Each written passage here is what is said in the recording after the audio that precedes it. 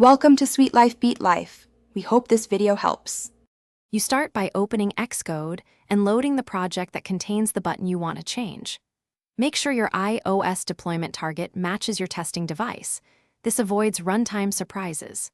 Once done, locate the storyboard or the Swift UI view where the button lives and back up that file or commit to Git. This preserves a working state. You need to know whether the button is a UI button in UIKit or a button in Swift UI, because the steps and APIs differ. Now you change the button itself. In UIKit, open the storyboard or view controller, update the IB outlet properties, set UI button. Type change title and set title color or set image.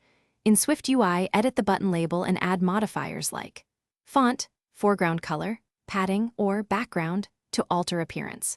Also adjust layout. Modify auto layout constraints, stack spacing, or frame sizes so the new button fits. While doing this, run the simulator frequently to finish by testing thoroughly. Run the app on the simulator and on a real device because touch behavior can differ. Make sure accessibility label is set and touch targets are at least 44 points for usability. Verify all control states, normal, highlighted, disabled, focused, and exercise the code paths that change the button.